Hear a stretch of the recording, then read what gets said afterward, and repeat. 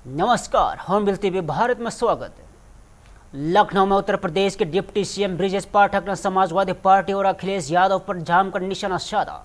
अखिलेश यादव के पीडीए को लेकर दिए गए बयान पर पाठक ने पलटवार किया और बीजेपी की ओर से विपक्ष पर सवाल उठाए और अखिलेश हाल में पीडीए और पीडी में पंडित और पीड़ित को भी शामिल करने की बात कह चुके हैं। वही वंदे मातरम को लेकर बीजेपी और कांग्रेस के बीच जारी सियासी विवाद पर ब्रजेश पाठक ने कांग्रेस को घेरा और कांग्रेस की ओर से वंदे मातरम की कुछ पंक्तियां गाए जाने के मुद्दे पर भी लेकर बीजेपी लगातार सवाल उठा रही है और नेताओं को बुलेट प्रूफ जैकेट दिए जाने के मुद्दे पर भी डिप्टी सीएम ने अपनी प्रतिक्रिया दी और उत्तर प्रदेश विधानसभा चुनाव से पहले अखिलेश यादव और मायावती समेत कई नेताओं को अतिरिक्त सुरक्षा के तौर पर बुलेट प्रूफ जैकेट उपलब्ध कराए जाने की खबर सामने आई है। और इसके अलावा समाजवादी पार्टी की ओर से गाय के मूत्र को लेकर उठाए गए सवाल पर भी ब्रजेश पाठक ने जवाब दिया और ऐसे में उत्तर प्रदेश 2027 के विधानसभा चुनाव से पहले बीजेपी और सपा के बीच सियासी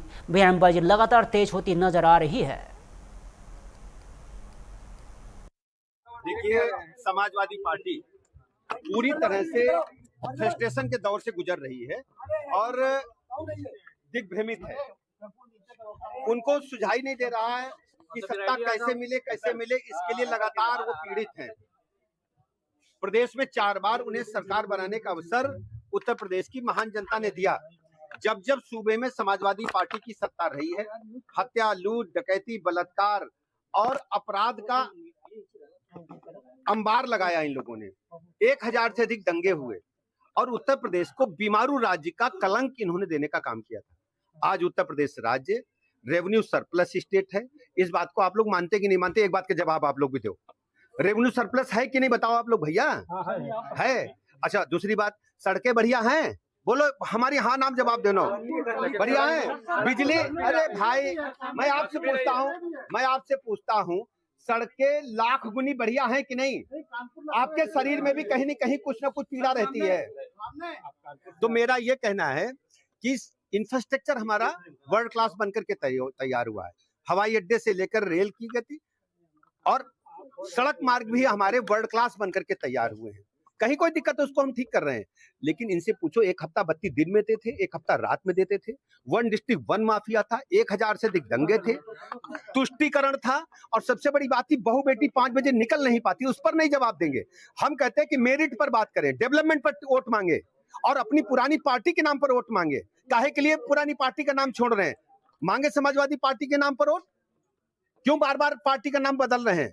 समाजवादी पार्टी की कथनी करनी में पूरी तरह से कोई मेल नहीं है। ये चुक चुकी पार्टी है और उत्तर प्रदेश के विकास के लिए ये पूरी तरह से मैं कह सकता हूं कि गड्ढे में डालने वाली पार्टी है। और भारतीय जनता पार्टी माननीय योगी जी के नेतृत्व में, माननीय प्रधानमंत्री नरेंद्र मोदी जी के मार्गदर्शन में उत्तर प्रदेश को रेवेन्यू सरप्लस स्टेट के साथ साथ वर्ल्ड क्लास जो सुविधाएं मिली हैं और उत्तर प्रदेश का युवा देश दुनिया में अपना योगदान दे रहा है। आज उत्तर प्रदेश का नौजवान देश को रास्ता दिखाने का काम। जब उनके पास शब्दों का चयन ही नहीं है।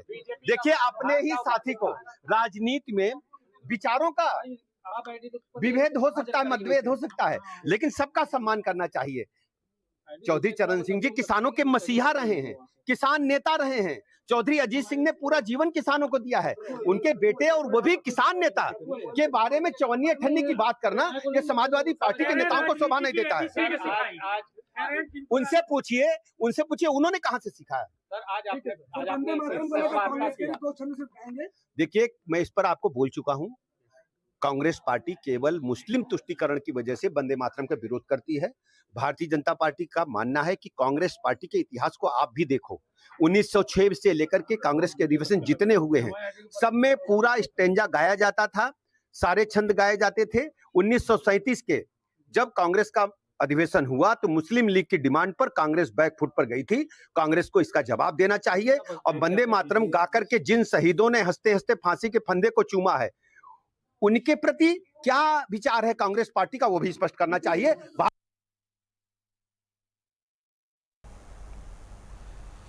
लखनऊ में समाजवादी पार्टी के राष्ट्रीय अध्यक्ष अखिलेश यादव ने प्रेस कॉन्फ्रेंस कर कई मुद्दों पर बीजेपी और प्रदेश की योगी सरकार पर घेरा और अखिलेश यादव ने हाल ही में राजनीतिक विवादों पर अपनी प्रतिक्रिया दी और सपा की रणनीति पर लेकर भी अपनी बात रखी। अखिलेश यादव और ILD नेता जयंत चौधरी के बीच हालिया बयानबाजी को लेकर भी सियासी माहौल गर्म है और अखिलेश यादव के बयान पर मायावती की प्रतिक्रिया देते हुए उसके नॉर्थ जाट समाज के माफी मांगने की मांग की है और वही बीजेपी और अखिलेश यादव पर लगातार पलटवार किया जा रहा है। मुख्यमंत्री योगी आदित्यनाथ ने भी हालिया कार्यक्रम में अखिलेश यादव पर भी निशाना साधा और ऐसे में आगामी विधानसभा चुनाव से पहले उत्तर प्रदेश में सियासी बयानबाजी तेज होती नजर आ रही है। उदय प्रताप सिंह जी धन्यवाद देता हूं। जितने साहित्यकार कवि आए हैं उनका मैं बहुत बहुत आभारी हूं। हमारे समाजवादी साथी आए हैं, हालांकि उन्हें मैंने इस कार्यक्रम में शामिल कर लिया है। मन में कुछ और चल रहा है, उनके मन में ये चल रहा है कि हमारी बात पहुंच जाए, बस हमारी विधानसभा की बात पहुंच जाए। मैं सभी समाजवादी साथियों का धन्यवाद देता हूं। जो अतिथि आज आए हैं बुलाने में उनका धन्यवाद देता हूं। मैं बहुत सारे वरिष्ठ कवियों का मैं नाम नहीं ले पा रहा हूं। मैं आदरणीय अस्थाना जी का और बहुत सारे लोग हैं जिनका नाम नहीं ले पा रहा हूं। मैं सबका आभारी हूं और भरोसा दिलाता हूं कि जिस तरीके से नेताजी ने कवियों को, साहित्यकारों को और जो वरिष्ठ लोग थे जिन्होंने समाज में कुछ न कुछ अच्छा काम किया, योगदान दिया है, सम्मान शुरू किया था यश भारती। जब कभी हम लोगों को मौका मिलेगा तो पुनः यश भारती कार्यक्रम और उसी तरीके से सम्मान देने का काम होगा। न केवल सम्मान बल्कि जो सम्मान राशि दी जाती थी उसको भी दुगना कर करके हम लोग सम्मान देने का काम करेंगे। हमारे पत्रकार साथी हैं, अभी सवाल जवाब नहीं होगा। ये जब कार्यक्रम समाप्त हो जाएगा आप सब वरिष्ठ लोग अंदर चले जाएंगे, फिर हम और आप लोग अपने सवाल जवाब करेंगे, क्योंकि आपके सवाल अलग तरह के हैं और हमारे जवाब भी अलग तरह के आएंगे। इसलिए मैं धन्यवाद देता हूं बहुत सारे लोगों का, बहुत बहुत बधाई, और मां संतोषी फाउंडेशन के उन लोगों का विशेष धन्यवाद देता हूं जिनकी वजह से ये कार्यक्रम यहाँ संपन्न हो सका। और सबसे बड़ी बात है, इतने वरिष्ठ लोगों से मुझे मिलने का मौका मिल पाया। मैं सबका बहुत बहुत आभारी हूँ। बहुत बहुत धन्यवाद। संभल में ऑल इंडिया इमाम एसोसिएशन के अध्यक्ष मौलाना सजिद राशिदी ने कई सियासी मुद्दों पर अपनी प्रतिक्रिया दी है।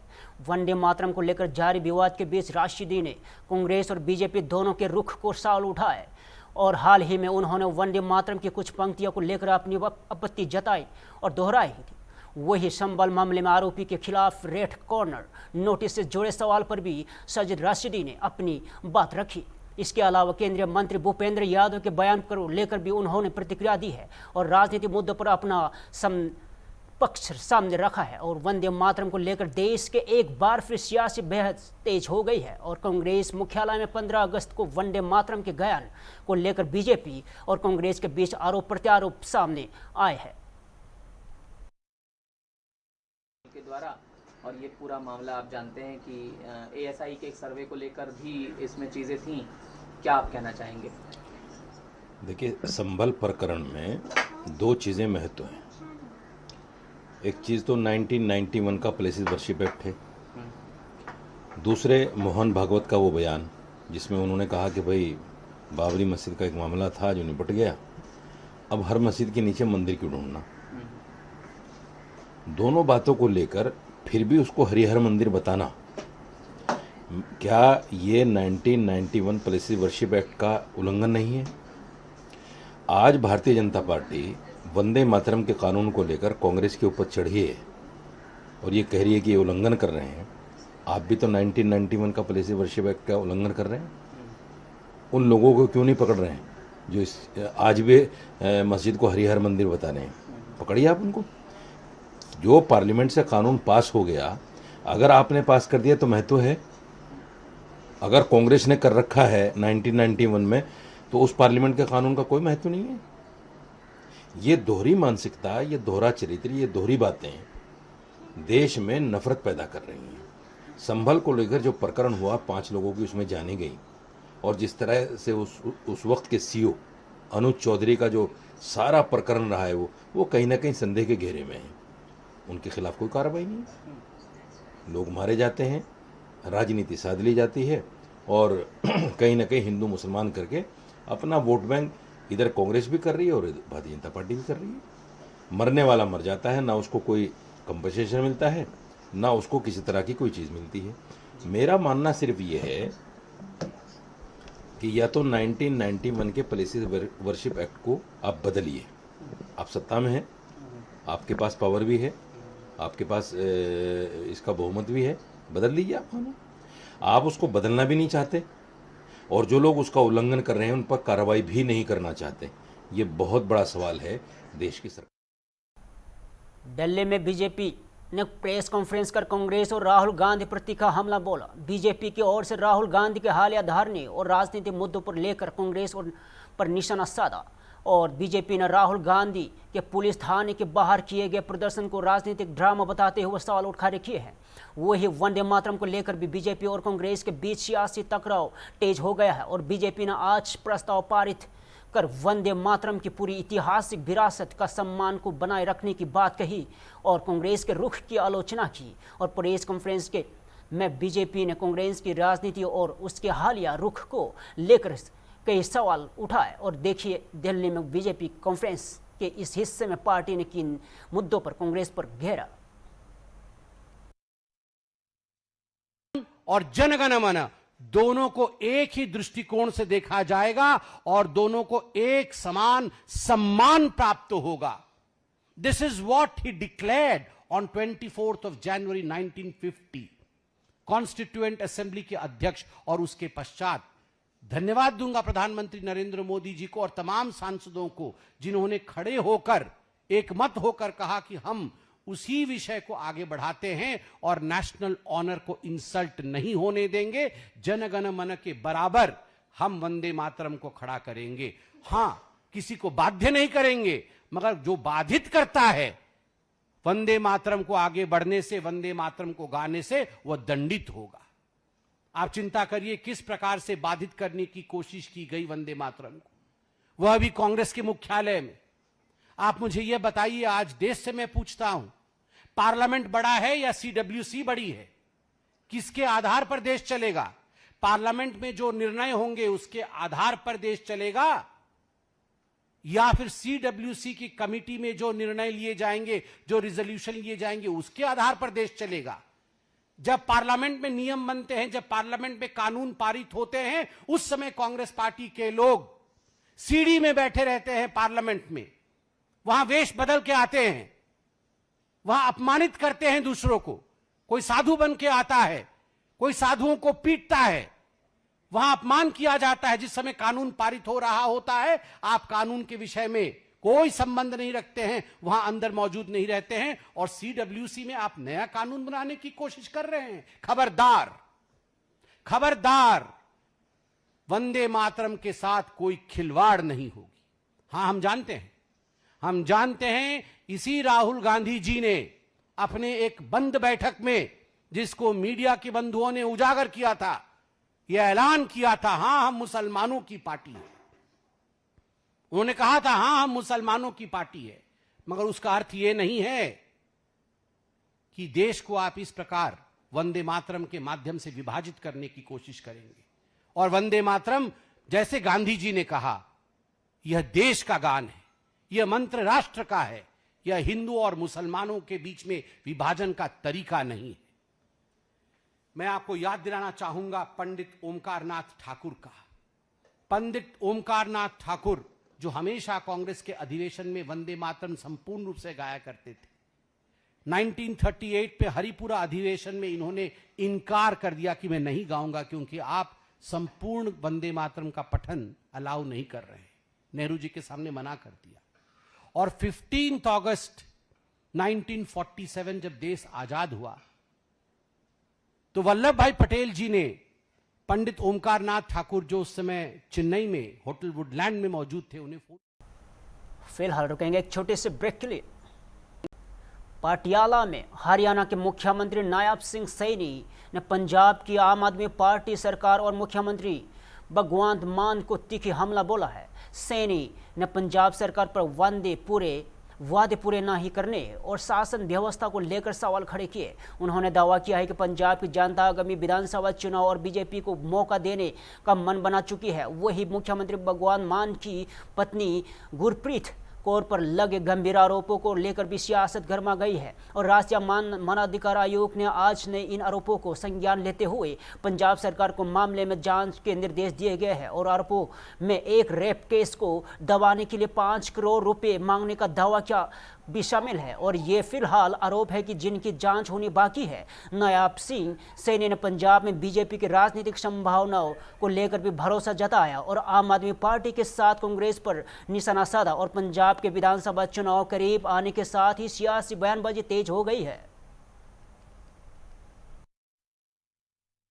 और आज मेरे लिए बड़ी गर्व की गल है कि आज इस ਵੱਡੇ कार्यक्रम ਦੇ ਵਿੱਚ ਭੈਣਾਂ ਦੇ इस कार्यक्रम ਦੇ ਵਿੱਚ ਆਉਣ ਦਾ ਮੈਨੂੰ मौका मिले है और ਅੱਜ पंजाब ने ये मूड बना लिता है कि आने वाला समय वो भारतीय जनता पार्टी नरेंद्र मोदी जी के नेतृत्व ਦੇ ਵਿੱਚ है क्योंकि मोदी जी ने हर व्यक्ति को मजबूत करन गरीब व्यक्ति को गरीबी तो बाहर निकालन ये बड़े पद्धर ते काम किया है। मोदी जी दे सरकार दे विच साडी सरकार हरियाणा दे विच उन्हां दे नेतृत्व दे विच काम कर रही है।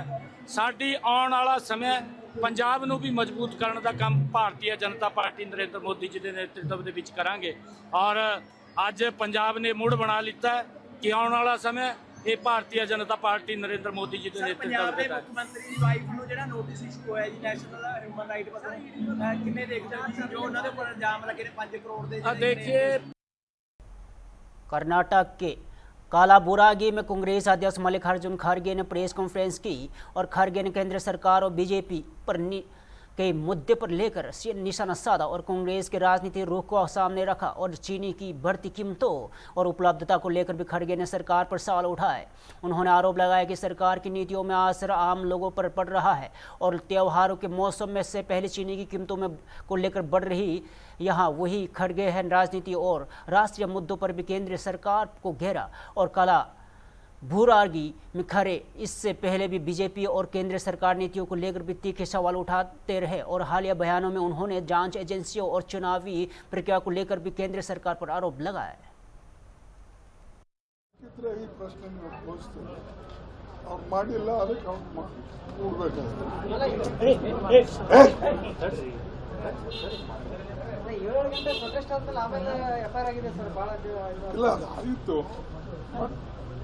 ಯಾವುದೇ ಇನ್ಸಿಡೆಂಟ್ ಆದರೆ ಯಾರೇ ಇರಲಿ ಒಂದು ಕಂಪ್ಲೇಂಟ್ ಬಂದ ಮೇಲೆ ಅವನಿಗೆ ಬುಲೆಟ್ ಇಲ್ಲ ಪ್ಯಾಲೆಟ್ ಗನ್ಲಿಂದ ಇವೆಲ್ಲ ಹೊಡೆದ ಮೇಲೆ ನ್ಯಾಚುರಲಿ ಅದ್ರ ಬಗ್ಗೆ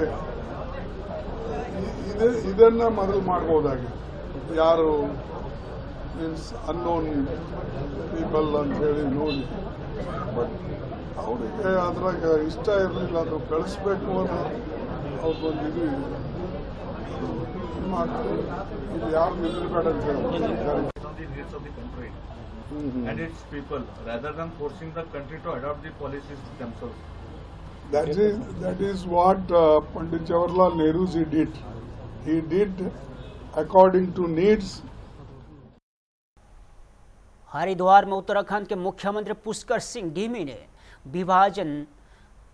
विभीषिका स्मृति दिवस के मौके पर 1947 के विभाजन के पीड़ितों को श्रद्धांजलि दी और धामी ने कहा कि विभाजन केवल देश का भौगोलिक बंटवारा नहीं था बल्कि लाखों लोगों के जीवन पहचान और सपनों को प्रभावित करने वाली त्रासदी थी। इस दौरान मुख्यमंत्री ने तत्कालीन कांग्रेस नेतृत्व पर भी निशाना साधा और आरोप लगाया कि सत्ता की महत्वाकांक्षा और राजनीतिक स्वार्थों का खमियाजा देश की जनता को भुगताना पड़ा और उन्होंने विभाजन के दर्द को याद रखते हुए राष्ट्रीय एकता और अखंडता सामाजिक सौहार्द को मजबूत करने की बात कही। और वही पश्चिम बंगाल सरकार और राहुल गांधी के छात्रों के साथ संवाद से जुड़े मुद्दों पर भी मुख्यमंत्री धामी ने अपनी प्रतिक्रिया दी और धामी ने राहुल गांधी पर निशाना साधते हुए कहा है कि देश की इन बयानों और गतिविधियों को देख रहा है। देखिए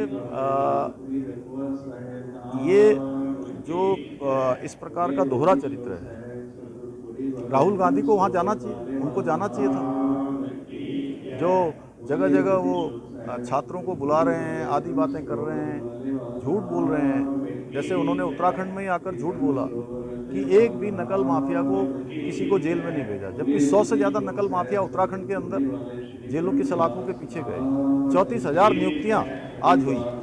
आज उनकी पार्टी के लोग सोचते हैं कि अब ये पुराना वाला देश है जहाँ लोग भ्रम में आ जाएंगे, झूठ और अफवाहों में आ जाएंगे। अब देश बदल चुका है। अब इनके झूठे बातों पर, चुनाव की बातों पर नहीं आने वाले हैं। पटना में केंद्रीय मंत्री और लोक जनशक्ति पार्टी के नेता चिराग पासवान ने राहुल गांधी के पैलेट गन मामले में विरोध प्रदर्शन और छात्र आंदोलन, आरक्षण और चीनी की कीमतों में समेत कई मुद्दों पर अपनी प्रतिक्रिया दी।